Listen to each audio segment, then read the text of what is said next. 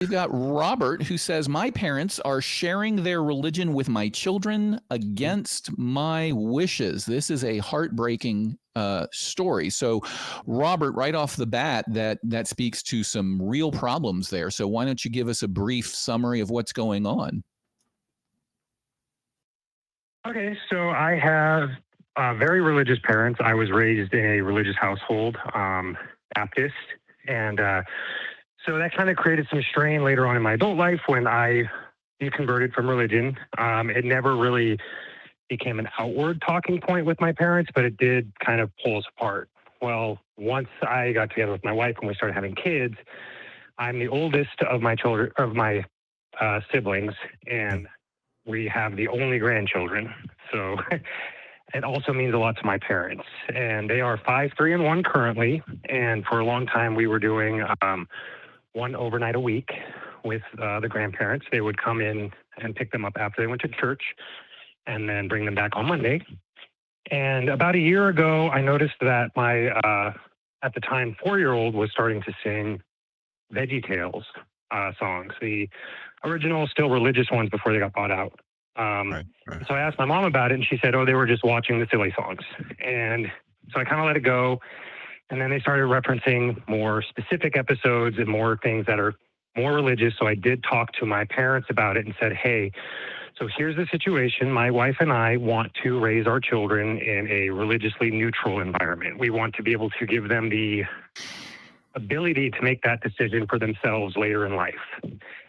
And my dad's response was basically, because I spoke directly to my father, his response was basically, well, I feel like you're asking me to deny my faith. And so we came to a compromise. I said, well, okay, they can continue to watch VeggieTales, but we'd still like to keep it as neutral as possible. Like if they ask you questions, answer questions. Like if they see you pray, I'm not asking you to stop praying before meals, but if they see you pray and they ask, you can tell them what you're doing and we'll address it from there. So it kind of shifted us from neutral to a little bit more proactive, like spread different ideas, give them all the ideas instead of none of the ideas. Yeah. But it's kind of, it seems to be escalating from there. So now they're quoting more specific things from VeggieTales. Like it feels like it's the only thing they're watching. Mm-hmm. And like talking about praying to God and things like that.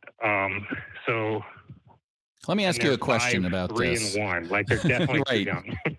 Yeah. Let me ask you 2 questions, I think. One is, do you trust your parents to honor your wishes? And 2, are you familiar with tobacco companies? Answer either one first, and I'll explain the second one in a minute. I'm familiar with tobacco companies. I smoked for about 12 years, I think. Okay. Recently, or quit a few years back. All right. As far as do I trust my parents? No, I think that they view that they have the privilege and mandate to spread their religion. Okay, so asking them to stop, it feels like it's gotten bigger. Yeah. Yeah. So the reason I bring up the tobacco companies is it's a great analogy for what's happening with your parents. My background is in regulatory law, FDA regulatory law. And when I was in law school, I studied under a professor who ran a tobacco litigation center. And she worked on the master settlement agreement between all the states when it came out that, yes, in fact, they had been lying. They knew that they were killing their patients.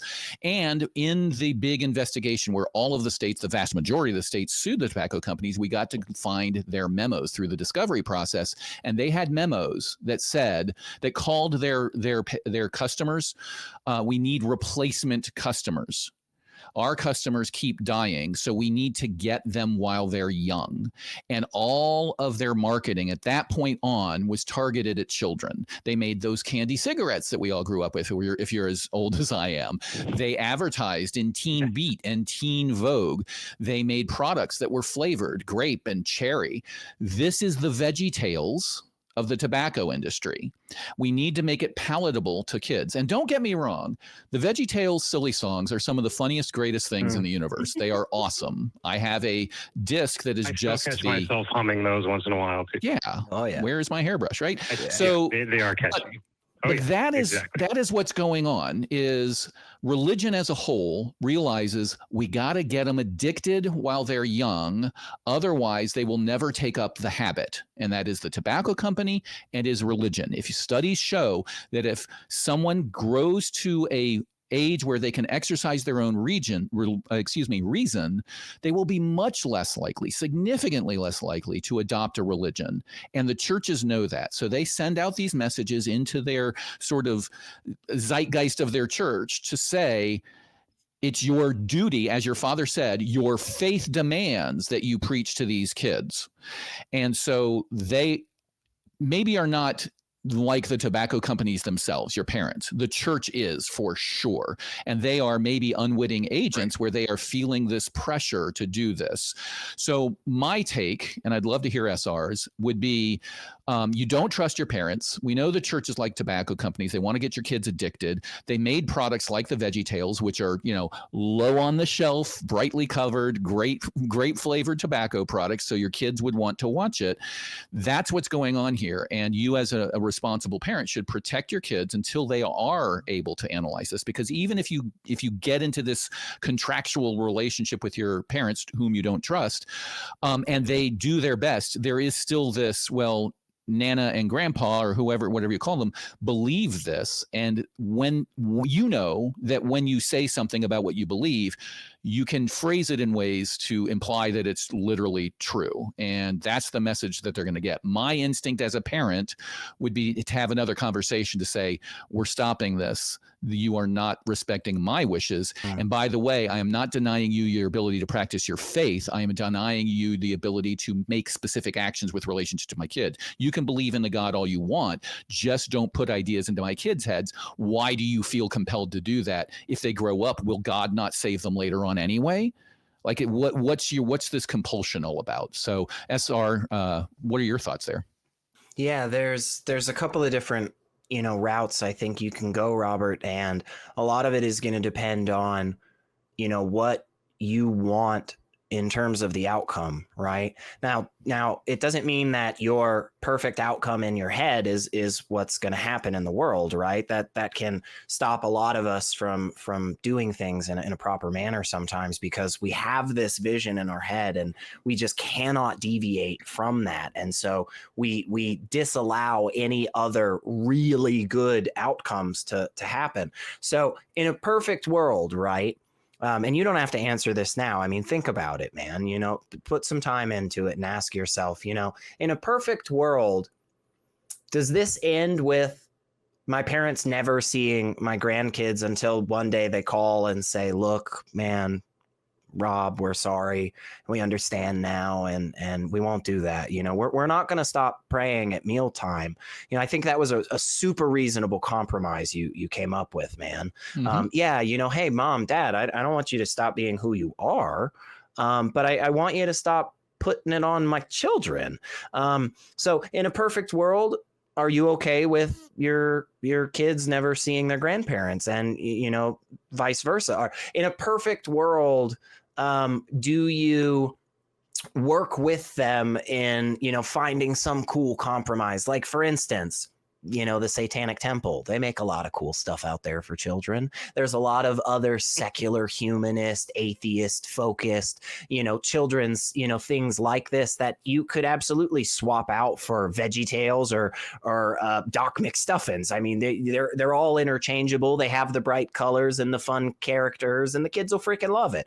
Like, do you go out and buy a DVD set of that and bring it over to your parents' house and go, hey, you can keep showing them VeggieTales, but you got to start going through this. And I'm actually going to ask them if Grandma and Granddad are watching this with you. Do you go the route of trying to explain to them, Mom, Dad, how would you feel? How would you have felt when I was growing up in our Baptist household? If you took me over to a neighbor's house and they started reading me the words of Allah, if they started going through Surah 9:5 with me and my brother and sis, how would you? I think at the end of the day, man, though, the simple answer is this. These are your kids. These are your kids. Yes, sure. You may be the oldest in the family. You may be the only one with grandkids so far, but that does not entitle fucking anybody to your children and your family. And it definitely doesn't entitle them to try and push their message and agenda on your child. Okay. And you are absolutely well within your rights to just say, I'm not doing this anymore. You know, I don't know if this arrangement where you know your parents come and pick them up on Sundays, and I don't know if that's out of like financial necessity or something. If it is, I know that makes this situation much harder because you're relying on them. If you don't have that burden, then you're a little bit more freed up, man. And like, hey, you know what, grandma, granddad, I'm not holding my kids hostage, but I am telling you they are my children, not yours. And this is how I want them to be raised. And if you're not going to respect that and me, then you don't get to see them. Period. End of sentence, man. Yeah. And another, real quick, I'd like to hear what Robert has to say, but another solution from the legal world is supervised visitations, right? Yeah, sure. So what are your thoughts there, Robert? So there is a level of necessity in it, and that my wife works days, I work nights, and it's really like one of the best childcare options that we have, Right. Especially if we want to do anything, you know, together. And yeah, I did like the compromise I tried to reach, because it is, you know, I hold the view, if a kid is old enough to ask a question, they're old enough to receive an appropriate answer. Like, so if they're asking something like, "What are you doing before dinner?" and we're praying, we're talking to God, and that's it. Right. I thought that was fine.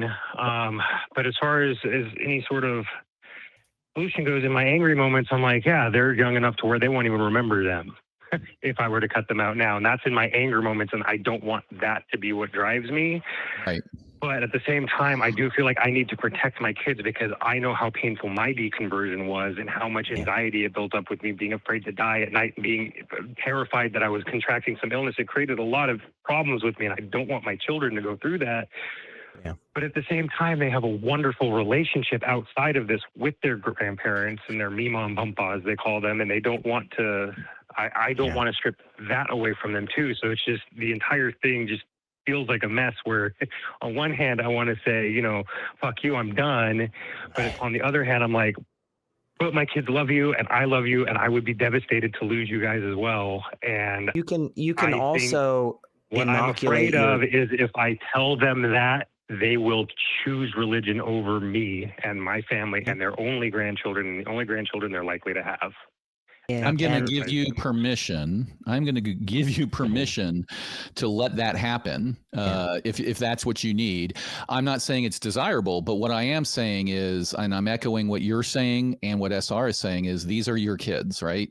That this is the insidious part of religion. This is what Christopher Hitchens was talking about when he said religion poisons everything. It's not an intentional thing. It just seeps in and does these things. The church is telling them that they need to save people, and they love your kids, and they think that they're going to burn in hell if they're not raised right. So they are coming from I'm going to give them the benefit of the doubt and saying they're coming from a good space, but they're your kids. And if they can't understand that they need to respect your wishes, nothing changes grandparents' behavior like being cut off from grandkids. Let's put it that way. I had a good friends in college. A friend of mine from high school that I went to college with was Chinese. He fell in love with and married an Indian woman, both of them computer programmers, great people. Neither set of parents approved. They refused to attend the wedding. There was an arranged marriage that was broken. All of this life stuff happened. And everybody swore, the parents, that they would never speak to them again. And then years later, grandkids showed up. And all of a sudden, memories softened, positions softened, and people got back together. I'm not saying that would happen in this case, but I will say that I've seen that happen in multiple cases where grandchildren kind of change the equation. But only you know your parents. You know how bought in to their belief system they are. And if you suspect that they would abandon their relationship with your family because of their faith, that speaks all about them and Yeah. nothing about you. Don't shift the blame to you for making the Right. decision. It's almost like the abused spouse syndrome. You know, Mhm, why did you mhm. make me hit you? Mhm. It's Mm. not that. It's I'm leaving because you keep hitting me. Right. It's a frustrating world that we find ourselves in, Robert, where there are just folks out there who will take the stance that because you're an atheist, SR, I can't work with you. Because of the color of your skin, I can't love you. It's absolutely disgusting and horrific. And thank the non-existent God that we have at least made some progress in this as a globe, as a society, right? But those people still exist. And it is absolutely not your fault that they drew that line in the sand. They said, and this is, you know, we're not there yet, right? But if we get there, they're the ones that said, I'm going to force my beliefs on your children, despite the lack of respect that shows to you, my child. They said that, not you, man. Yep. You didn't, you know, that's not on you. You are the one that are coming to the table and saying, I'm trying to work with you. I don't want you to have to hide who you are or not be true to yourself. Of course not. I want you to be you, but I also want you to respect my boundaries and the boundaries, you know, of my children. Right. If this were about anything else, Absolutely. if this were No about, question. I don't want you feeding my kids chicken nuggets. No question. If this were about, I don't want you teaching them about the history of civil strife in the country until they're, if it was about anything else, they would honor your wishes. They're choosing not to in this case because they believe this stuff that they've been told, and they're choosing to go against your wishes, or choosing to try to, you know, either directly go against your wishes or play the lawyerly game of where can I fit in the cracks and you know, like the cigarette companies, I'm not gonna make you smoke it. Brand new, it's not tobacco anymore. It's a vape. I'm gonna give your kids a vape, but it's grape flavored, but it's not tobacco, so it doesn't violate our agreement. Right. But yes, it does contain nicotine. We're not telling you to smoke. We're just purposefully creating TV shows and children's characters that do happen to be smoking all the time. Yeah, right. So and, you know, the other thing I'll add, Robert, is just, you know, in the, I'm going to say offensive here, but I don't mean it in like actually like fighting or anything. But like one thing you can do on the offense is inoculate your children, right? In a sense of, you go ahead and have these conversations in a manner that you feel is appropriate, and go ahead and touch on some of these subjects in a way that you believe is correct, right? This idea that you've said it on the call, right? Teaching them about all the different things as opposed to just shunning everything. Heck yeah, man. You give them the tools, you know, in your time, so that when they're there, it doesn't make as big of a dent in that armor, you know, of knowledge. That being said, though, again, right, you're in this boat of having to do that because the other adults in the room aren't acting like adults. That's why you're in that boat. And if you say to yourself, you know what, fuck that, SR, fuck that, cross-examiner, I shouldn't have to go through all that. You're damn right, brother. You're damn right you shouldn't. And again, you are absolutely well within your right to say, I love you so much, mom and dad, but not happening. It's just not happening anymore. How does that strike you, Robert? Yeah, that's a lot of pretty much where I've been. Just, it kind of helps talking to other people who have these kind of feelings helps. Absolutely. And, you know, it's hard to find other like-minded individuals. I mean, we still live in a society where sometimes I even find it hard to mention the fact that I'm an atheist, because people look at you like, yeah, the third head. Yeah. Never mind two. But one thing I wanted to touch on is I really like the Hitchens quote is something that had occurred to me as well. Love that man, miss him every day. He was amazing. And then it also strikes, I've been listening to a lot of it's Andrew Seidel, and mixing, yeah, the mix, the conflation of rights versus privilege, and they feel privileged to push that this is something that they are called to and required to do, and therefore it takes precedent over even their own child's wishes and rights. So Yes. yeah, That is a great way of framing it. Clarify a lot to hear from both of you.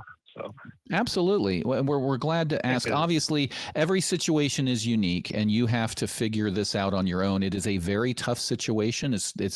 I mean, entire novels are written about this sort of conflict literally. within families. So it's common, but it's also unique, and it's a struggle. So welcome to parenting. Welcome to the struggle. And I do hope that you figure it out and come to a good spot, whether it's supervised visits, whether it's putting your foot down.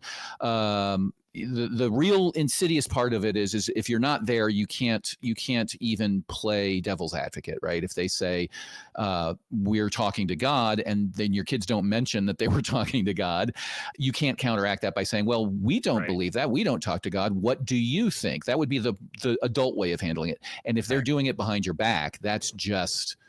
I hope they would think that that's wrong. Like, at least if they're doing it behind your back, that it's wrong. But I've known enough fundamentalist Christians that would say, I am being more moral. I know that your kids are going to be... You're actually doing the right thing. Your kids are going to... There's a car coming. It's going to run over your kids. I'm going to go grab those kids and pull them out of the way because you won't. And if it means I have to lie to you, I will do that. I'm not saying that's what your parents are doing, but that's the risks. And only you can really judge whether or not you trust them enough to be around your kids. All right. Right, and our kids are still at the age where they're not bringing anything up. Oh, I'm sorry. No, go ahead. They don't bring anything up specifically or directly. They don't bring anything up directly. It's not like they said, hey, mom and dad, they mentioned this. It's we hear them talking to each other and playing, and these things come up. So it starts true of my childhood and how I was brought up, and all those things were just natural and like it was the default when it really isn't the case. Right. Yeah. Absolutely. Right. And I will say as a closing note, my kids are almost 16 and 18. They don't remember anything from 1 to 5 mostly. Yeah. And at that age, these are all they're almost indistinguishable from the superheroes or cartoon characters they're seeing on TV. So it's not too late. I totally agree with your approach of this is what these people think. This is what those people think. This is what mom and dad think. What do you think? And that's how I did it with my kids. And wherever they end up, great, as long as I'm teaching them how to use critical thinking skills. I'm confident that they will find a good life for themselves.